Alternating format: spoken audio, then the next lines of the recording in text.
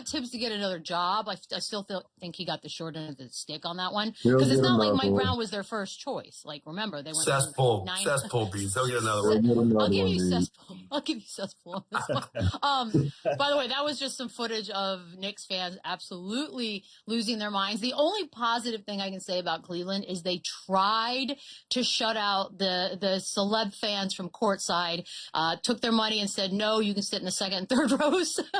That didn't work. We know that now, Boogie. They tried. Let me ask you this, because you can make the argument that after being up 22 in game one, Cleveland quit, or you can give them the benefit of the doubt and say, no, they didn't quit until last night. Where along this journey would you say this team absolutely gave up? I would say I didn't see much of a fight or an effort outside of that, that 20-plus point lead game one. After that, it seemed like it was a team that wasn't really interested in competing or trying to advance to a finals. And I'm on the outside looking in, but the force, the fight wasn't really there throughout the rest of the series. It kind of looked like it kind of looked like fluff until towards the end, and they could just kind of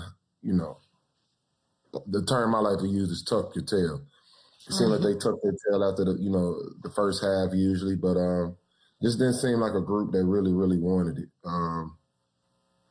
There's a lot of things you can kind of dissect as far as what you think went wrong with Cleveland, but I keep it pretty short and brief. It just didn't seem like a group that was there to advance. I think they lost something. I think they lost something with no Schroeder. Once you see no Schroeder in a game like that's not going to give you physicality, not going to give you that toughness that they needed. I felt like they lost a lot right there and one of their best role players. Other than that, nobody else competed. I'll say it. I think last night they had to make a decision whether they wanted to get back on that plane or not and do this again. And I think they made the decision. We cool. We outgunned and outmanned, and we're going to stay right here in our building, and we're going to lose it like this. I didn't see a lot of competitive fight last night. Like last night, you let a team go out and get almost 40 points in the first quarter. That should tell you everything you need to know about where they were competitively and them trying to give themselves another opportunity to compete in this series. I didn't see it last night.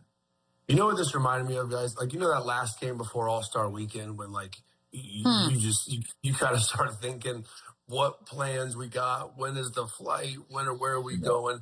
I feel like once they got kicked in the mouth early last night and they went down double digits, it was a wrap. And I was all over the Knicks last night because of that exact reason. Like, are we really going to get on a plane and go back to New York just to lose in 5? Like, and it just feels like they were just defeated right off the rip, and they never had a chance. And there was a level of them quitting because they just knew the series was over and this game was over, and they're just going to pack it in. And hey, we made it to the conference finals. We still got our young guys, our core under contract. We still have a lot of talent, still have a good coach. Like, I think that starts playing into when you get down the way they got down. I mean, they got their ass kicked, and this was over. This was over before it even begun, really. So I think there was a moment in time where, like Boogie said, they can just tuck their tail and pack it in early. And the Knicks did a great job making that a point to get off to an early start to allow them. I just think this Cleveland team never showed that, we've seen teams get down 22, even lose games after being up by that much. They just never showed that they were that team that would be able to do that as far as like mental strength was concerned, which is exactly how this played out. They did go down 3-0, and Kenny Atkinson, one of many interesting takes he's had during this. Here he is on the analytics after being down 3-0. Analytically, I think we've won the I said 3 out of 3. We're 2 out of 3 in the expected. I don't know if you guys follow that. Is it an expected score? And we won 2 out of 3. And I know you're looking confused, but I'm not. There is really, if you believe in process and all that, like man up. So take that later. What in the hell does that even mean? Anybody who wants to take the analytics route on this bad boy? Boogie looks like he's ready. And listen, I've been consistent in how I feel about basketball. You got numbers guys, and you got vibe guys. I'm a vibe guy. I'm a vibe check guy.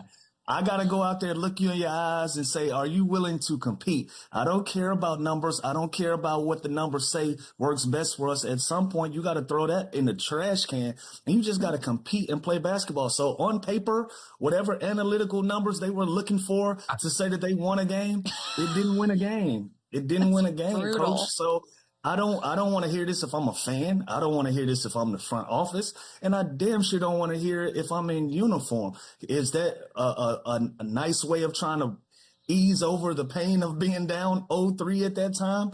Whatever the message was that he was trying to get across, optically, this just sounded bad. It looked bad.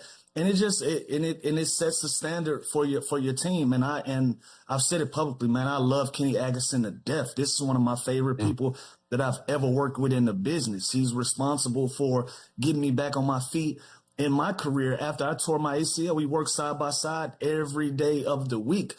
But this messaging is just bad, man. I got to call a spade a spade. The messaging was bad. So, you allow a lot of analytical guys into the game and think that's the way to win a championship. And this proved that it's not. It's a great asset to have, to combine it with the things that you need to do physically on the floor to win a basketball game. But it shouldn't be your end all be all. I didn't love this message. Yeah, it's almost like saying the sweep wasn't as bad as it looked, like, because analytically we were right in it. Like, I think that's maybe but that's like Lou just said, though, that means nothing when you get outworked and outplayed and out-rebound and turn the ball over way more and give up 50 points in transition. Like analytically, that means nothing. So I just think, again, like Lou just said, I want to see those analytical stats. Like, optics-wise, like, it's just a soft message to me. It's like, well, analytically, we hung in there, even though we got punked for 48 minutes for 4 straight games.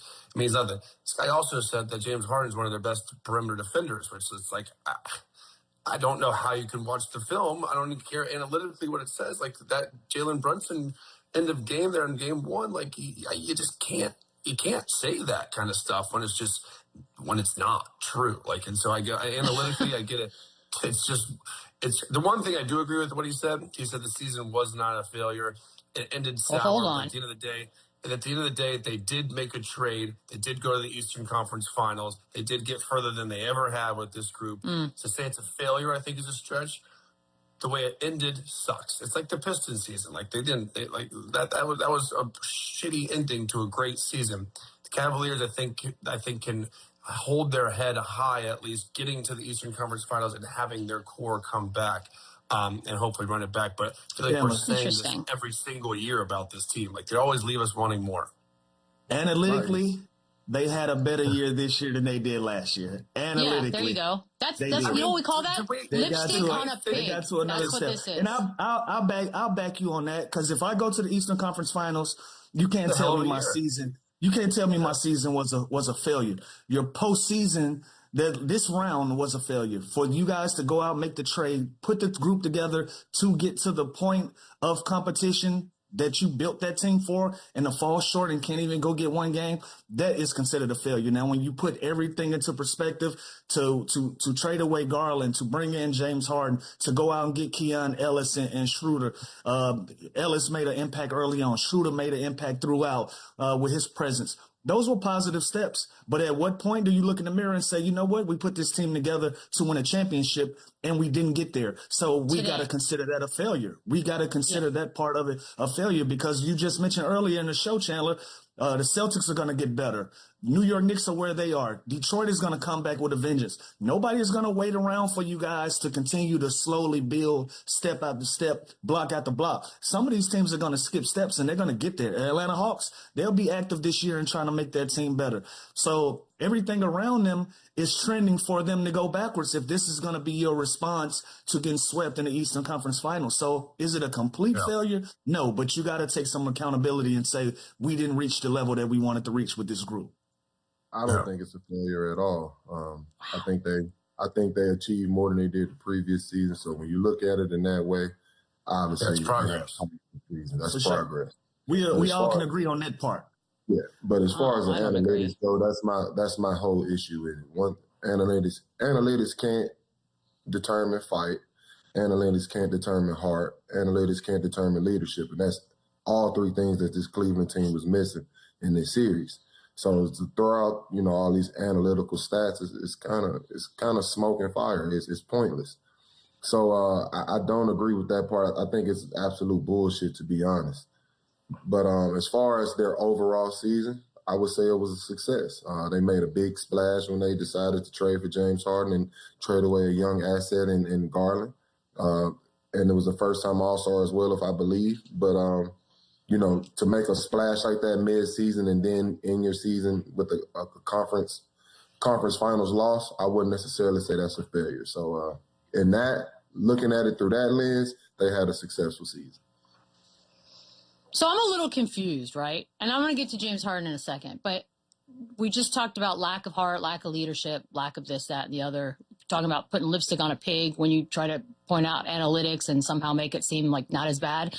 If all that is true, and obviously it was because you just got swept, not close, like you got swept, then this can't be considered something to build on moving forward at all, because nothing that you just named is fundamentally sound in moving forward. If there's no heart and leadership in that locker room, these dudes have been there with the exception of James Harden, and nothing's changing. Like, you're just taking these incremental tiny steps.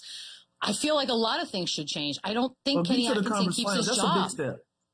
But is it a big step? Because they're not going to change personality by next season. They are who they are.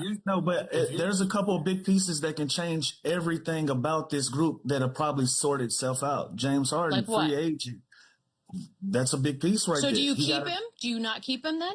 Because you're good. He's got more money. I think you take a serious look at it. Like, there's not a lot of James Hardens walking around on the streets now. Granted, he didn't play great basketball. He's at the end of his career. He's an older guy. But you also have to consider the namesake is James Harden. So, but if you're the Cleveland Cavaliers, you're weighing all of your options. I don't know if it's just a shoe-in to fire Kenny Atkinson. We're talking about a guy that was the coach of the year and 2 seasons removed. I think he's a quality coach, but I think he got out-coached this round. So does it necessarily mean he's a bad coach? Does that necessarily mean that you can go find another Kenny Atkinson out there with some of these coaches available? Who knows? That's going to be a lot of conversations. So just because something goes wrong, I'm not a fan of just losing your job every time something goes wrong in this world of sports. I'm not either. Like, there has to be it has to be some consistency in that. But if it's not what you're looking for, then you look at that if you're Dan Gilbert. But just because you get swept and it looks bad, you still got to the Eastern Conference Finals. There were some positive things that happened. And you just don't lose your jobs because of that. That was a hard sweep. That was a hard sweep. That wasn't just like, ooh, we were in it. We went to overtime. I mean, but again, it's not your reality. It's not your reality. But I think he loses his job, and I think if San Antonio is down, if San Antonio is down 2 games right now, we're not asking for Ms. Johnson's job. It's a process of these things. But it's different expectations. You went from what you were last year. Expectation is to win a championship, Bees. Cleveland already had last year as what we consider a quote unquote failure, simply because they started the way they did and they absolutely fizzled out in the playoffs. You kept your job. Right. But as an owner, I'm not telling you like this is what I would do, but I'm telling you owners, they are billionaires for reasons. They sort of go off a whim. And if they wake up this morning and decide, you know what, enough is enough, we got embarrassed, I'm just going to make a change. It doesn't have to make sense to us. And we've seen so many coaches of the year get booted within the next 700 days. So it is what it is. I can get that part, but we speaking like we supposed to respect him waking up and being emotional. Like, no, I don't respect that. Now, can he do it? And that is right, sure. Yeah. But I'm just saying, I don't think that's the best move. Again, did anybody expect them to be swept? No. Did they play bad? Yes. Was it embarrassing? Yes, but once everything settles down, you got to take a look at what you got inside of your locker room and who you have coaching this basketball team and ask yourself, can I go out and get somebody that's going to get me over that hump? If the answer to that is no, and I feel pretty comfortable where I am, but I have to make some decisions to move forward, then you keep the core of what you got going on.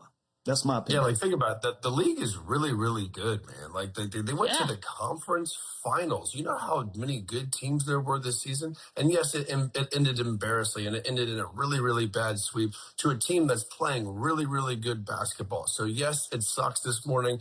Yes, you have that sour taste in your mouth. But at the end of the day, Kenny Atkinson has got this team playing at a high level. We are talking about the Cavs, no matter what happens with James Harden or whatever this summer. We are going to be talking about the Cavs as a home court advantage advantage team next year with Donovan Mitchell, Jared Allen, Evan Mobley. And I think they're going to have to bring back James Harden. There's no way I'm trading Darius Garland for a half rental season of James Harden. Like, he will be back in a Cavs jersey next year, which means they're going to be loaded again, and they're going to be one of the more talented teams. So again, I do think NBA owners are short-sighted. They want immediate results. They want championships, and that's not really realistic. Like, let's be honest. Did we really have expectations for the Cavs to win a championship this year? No, Chandler, but 40 points in a blowout game? Like, how is that playing on a high level?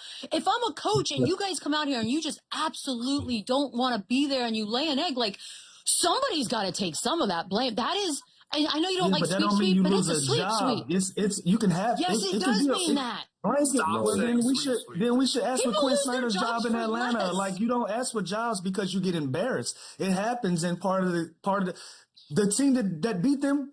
We tried to fire Mike Brown this year. Like, everybody got to calm down. Like, when things go bad, everybody like, fire this guy, get rid of this guy, trade this person. Like, sometimes we got to respect the journey and go through something. Nobody don't want to go through anything no more to get to a level of success to where you can be proud. We want just all this minute-made, ready success. It don't work like that. They ran into a team that's better. And I still feel pretty confident in the core of what I have going on. Am I better than some of these teams? Yes, but I'm not better than the New York Knicks. Let me figure that part out. But you don't clear the team out. You don't fire the coach and then expect to get right back to where you were. You're one block away from the level that you want to be. So do you need to make adjustments? Sure. But do you just go out and be emotional because you got embarrassed? That's not the best way to do it either. You act like it's my rules. No, but you're fighting it, so we're talking to you. Tibbs, at this point last year, it made it to the conference finals, didn't get out of the conference finals, out of a gig. Like, this is what happens. I think Kenny Atkins has been given the shot. It's not just as easy as it's not just one caveat to this though, Beetle. It's about culture. It's about your players being hurt, saying that you're practicing too much. It's about all of those things, not just losing. So and the culture sucks. So whose fault is that? Whose fault is it if the culture sucks?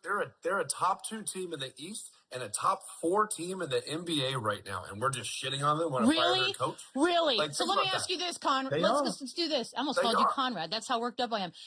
Let's go down the list of the teams. How many would you actually give a real shot that the Cleveland Cavaliers were going to beat? Because even though analytically they are what they were, none of us gave them a shot in hell to do anything. It don't matter what we gave them. We just talking. It don't matter what we gave them. They were there. We can't take that away. Analytically, we never took it seriously up until today. We still didn't take it seriously. The Knicks either. The Knicks either. We didn't take them either. After game 1, we started to go, all of us had Detroit and all of us had the Celtics. Like, come on, we're going to call a spade a spade. Guys, none of us believed in Cleveland for a reason, because of last season. We're still not calling for jobs. I feel like the personnel change. I'm just telling you, it's going to happen. I don't want it to happen. I like Kenny Atkins. And that's fine. For the first time, we argue without Boogie. I know. Hey, I loved every bit of it too, by the way. But no, I would have to disagree with Bees. Like, I think that's a bit extreme to jump to a conclusion like that. Like, they had a great season. Like, regardless of how it ended, they had a great season. They had a better season than the previous season. That's all you can really ask for when it comes to sports. Now, if they did worse than the previous season, then that's something you have to take into consideration. If they go out the same way and the results are worse than last year, yeah, we need to come back to the drawing table. We need to figure some things out. But this team did exactly what they wanted to do, which was get better. Did they get the ultimate prize? No, it's always one winner, and it's a bunch of losers. But at the end of the day, this is a team that has continued to improve with each season. They made a huge splash when they decided to trade for James. The team got better. They made it to the conference finals. Now, next year, things might be up in the air because now it's almost a make-or-break type season. If we made it to the conference finals this year, next year we're expecting to be in the finals or a finals winner. Now you can come to the table and start considering things. But as of right now, I think they did everything they were supposed to do. They didn't have the greatest results, but at the end of the day, they got better, and that's all the organization can ask for, especially if you don't win a championship. So I have to be the voice of reason for us, Boogie. You hear that, Beats? The voice of reason. Okay, fine. By the way, I'm not calling for his job. I'm telling you, I just have a feeling. I just have a bad feeling for the guy. Let me ask you this. In culture building, pray tell, where does delusion in one of your star players fit in? Let's go to the James Harden sound, can we? I don't think we had a chance as far as our best shot. From a standpoint of the circumstances, they dominated us 4-0. But I don't know if I can necessarily answer that question. Just because genuinely I do feel like we are the better team. And anybody want to break that down for me? How do we get to that conclusion, Chandler? They are the better team. Just got swept. Go. They're definitely not the better team. team. On that one now. I mean, I'm just saying. The dude said it out loud. When you're right, you're right. But when you're wrong too. But also, please, as a competitor, you're going to say that. Like, you're truly going to still think, yeah, they got us this time, but maybe we can beat them the next game, the next 4. Like, you're always going to believe you're better than the next person. I don't care if a dude cooks me and gives me 40. I still think I'm better than him. Like, that's just the mindset that you have to be in the NBA. So now, to say that right after a sweep and get your ass kicked by 45 points, like, that's probably not the best timing of it, but like, they probably do feel like this series got away, and they had a great opportunity in game 1 to where they dominated them for 3 quarters. And ever since that comeback in game 1, this series just felt like it shifted, and there was no hope, and there was no pride. There was no heart anymore. It's like they were just ripped their soul out in that comeback in game 1, and they never recovered from it. And so going into the series, though, I guarantee you they thought we're better. I guarantee you they thought we were going to win. Like, I didn't think they were going to get swept. Like, I really didn't. Like the Knicks played really, really well, and they are on a historic heater right now. I don't think we need to nitpick Cleveland as much as also we should praise the Knicks and how well they're playing. 2 things can be true at once. Yes, James Harden was not very good. He has to be better. He needs to be better for this team and this season for them to advance and win to ultimate goal to win a championship. James Harden can't play the way he did. Neither can Evan Mobley. Neither can a lot of these guys on the team. There's ways for this team to get better in all aspects of their roster. Donovan Mitchell could be more consistent. Like, everyone has to be better for this team to get to the championship level team. And they weren't. But part of that was the juggernaut Knicks that they ran into that were unreal, clicking on all cylinders. So I just think 2 things can be true at once. You don't need to be so short-sighted. At the end of the day, you did just make a run to the conference finals, and you have a bunch of talent and one of the most talented rosters coming back next season. Like, regardless of what happens with James Harden, there's light at the end of the tunnel. That's all I'm saying. If they lost first round to Toronto, fine. Fire Atkinson, trade Mobley, like, whatever. At the end of the day, they're a top 2 team in the East and a top 4 team in the NBA. It's a good season that ended in a bad way. They're not a top 2 team in the East. That is ridiculous. They are not the second best team in the East. I don't care where they just got to. They're not. Analytically, realistically. Just because James Harden thinks somehow delusionally. No, they're not. Really? You're taking them over? Look, go down that list. Lou, what does James Harden do? Like, can you not just say, hey, man, we just got our butts handed to us. I don't really know how to answer any of these questions, right? Like, there are so many other ways you could have gone instead of whatever the heck that jumbo word salad was. I would have appreciated that if he just took his L and took his lumps and say, look, we didn't compete at the level that we needed to. Give New York credit, which he did. He said they dominated, but then he ended it by saying he genuinely feels like they were the better team, and in no game did they show that. Even the one game that we thought they were going to win, they smoked that one in 7.5 minutes. So I just can't feel that way. I think they have a lot of talent on that team, but they didn't have any toughness. They didn't have any physicality. They didn't match any toughness.